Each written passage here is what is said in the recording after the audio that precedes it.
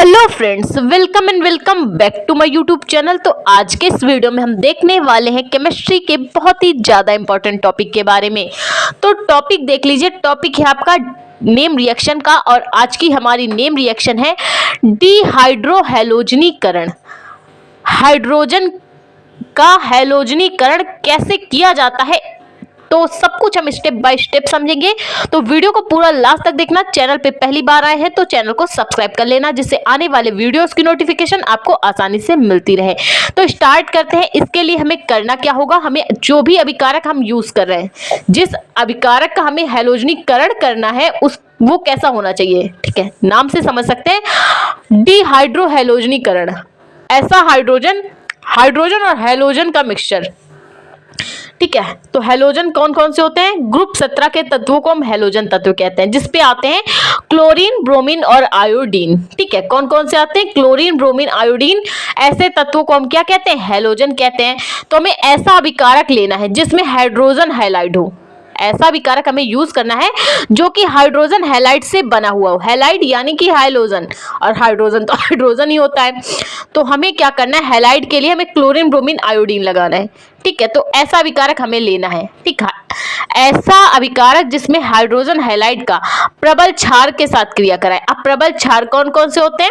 तो प्रबल क्षार आपका होता है पोटेशियम हाइड्रोक्साइड या सोडियम हाइड्रोक्साइड। प्रबल क्षार कौन कौन से होते हैं?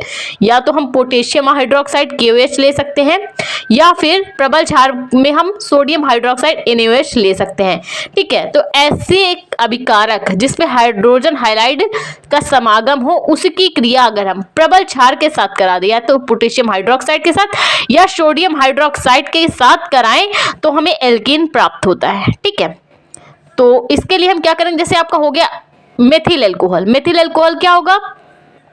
मेथिल अल्कोहल में OH होता है, तो methyl bromide CH3Br, methyl bromide, methyl chloride CH3Cl। तो ये कैसा है? हाइड्रोजन भी है और उसमें ग्रुप 17 के तत्व भी शामिल है। हाइड्रोजन हैलाइड मतलब हैलोजन तत्व भी शामिल है। तो इसकी क्रिया कराने पर प्रबल क्षार के साथ एल्कीन प्राप्त होता है, और ये पूरी अभिक्रिया डिहाइड्रोहैलोजनीकरण अभिक्रिया कहलाती है। तो अभी आपको नहीं समझ में आई होगी, रिएक्शन से समझेंगे तो ज्यादा अच्छे से समझ में आएगी। तो इसके लिए हम क्या करेंगे? सिंपली ले लेंगे एथिल ब्रोमाइड। हमने क्या लिया है? एथिल ब्रोमाइड लिया है। तो एथिल ब्रोमाइड में देख सकते हैं आप, हाइड्रोजन भी शामिल है और हैलोजन के तत्व ब्रोमीन भी शामिल है। यहाँ पे आप क्लोरीन भी ले सकते हैं, एथिल क्लोराइड ले सकते थे।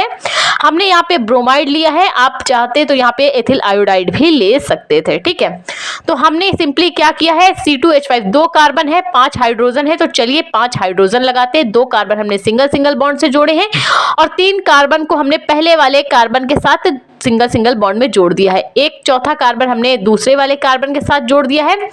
और क्या करेंगे भाई? 4 हो गए हाइड्रोजन के लीजिए, हाइड्रोजन 4 हो गए, और 5वां हाइड्रोजन भी हमने जोड़ दिया है। और कार्बन के साथ जो बचा हुआ ब्रोमाइड है उसको भी हम जोड़ देंगे। देख सकते हैं आप, गिन लीजिए, 2 कार्बन है जिनको हमने सिंगल सिंगल बॉन्ड में जोड़ा है, और 5 हाइड्रोजनों को हमने दोनों कार्बनों के साथ सिंगल सिंगल बॉन्ड में जोड़ा है, और जो ब्रोमाइड बचा है उसको लास्ट वाले कार्बन के साथ जोड़ दिया है। अब हमें क्या करना है? हाइड्रोजन हैलाइड तो हमने ले लिया है, एथिल ब्रोमाइड। हमने कौन सा हाइड्रोजन हैलाइड लिया है?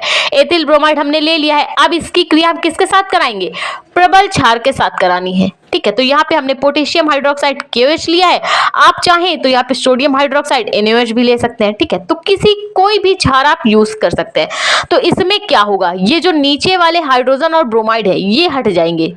बचेगा क्या? ऊपर वाले 2 कार्बन है C2H4, 4 हाइड्रोजन ऊपर के और जो 2 कार्बन है ये मिलके क्या बना लेंगे? एथिलीन। तो इसको हम क्या करेंगे? बैलेंस करके हम डबल बॉन्ड में जोड़ देंगे। ठीक है, तो हमने यहाँ पे क्या किया? CH2 यानी कि हमें क्या प्राप्त हो गई? एल्कीन। कौन सी एल्कीन प्राप्त हुई है? एथिलीन हमें प्राप्त हुई है, C2H4। ठीक है, हमें एथिलीन प्राप्त हो गई। और ये जो हाइड्रोजन, हमें जो नीचे वाला हाइड्रोजन है वो KOH के हाइड्रोजन और ऑक्सीजन के साथ मिलकर जल बना लेगा, और जो KOH का पोटेशियम है वो ब्रोमीन के साथ मिलकर क्या बना लेगा? पोटेशियम ब्रोमाइड बना लेगा।